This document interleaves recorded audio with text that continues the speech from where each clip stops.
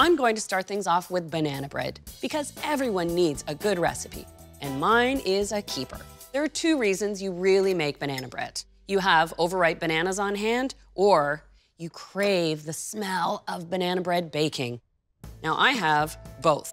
I want that smell, and I have 3 very ripe bananas here. So I'm going to peel these and put them just in a bowl, and I hand mash my bananas.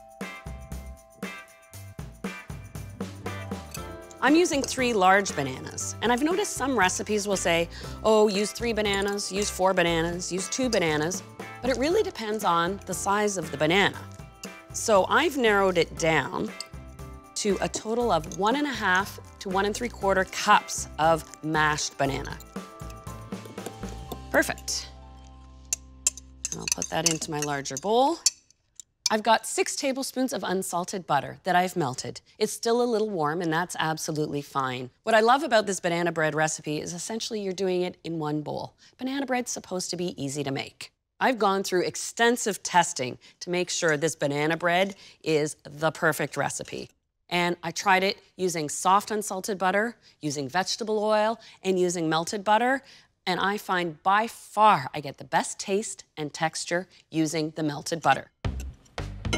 Now I'll add 1/2 cup of granulated sugar and 1/2 cup of light brown sugar.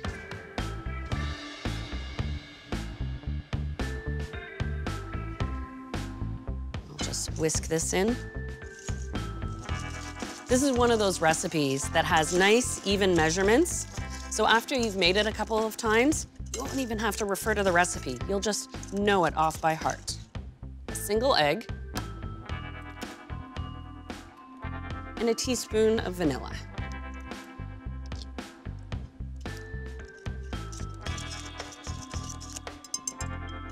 There we go.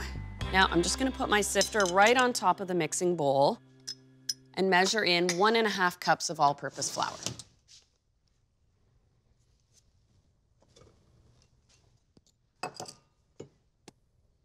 I need a teaspoon of baking soda,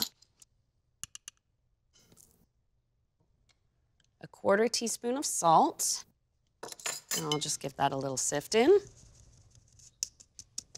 You want to switch to a spoon or a spatula at this point, and you stir just until it's evenly blended. Now, if you're a banana bread purist, this is ready to go into the pan, or a classic addition is toasted walnut pieces. You could add a cup if you wanted to. Personally, I'm a big fan of adding chocolate chips. So I'll roughly measure in a cup.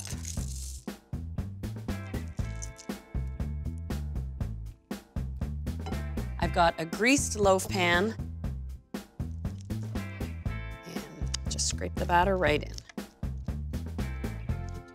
This is ready for the oven, which I've preheated to 350.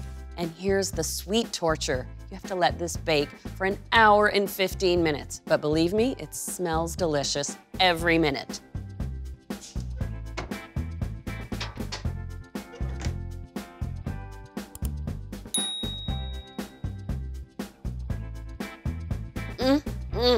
This smells so good. Here it is out of the oven, but cooled for about 20 minutes. And at this point, regardless of what loaf cake I make, I like to turn it out of the tin to cool completely.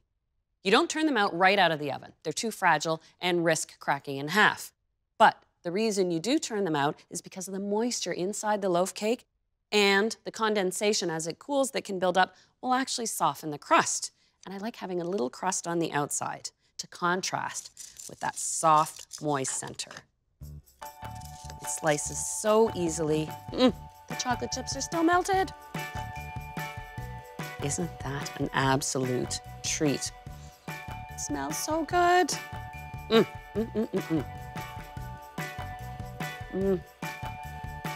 Just that little bit of chocolate with the banana.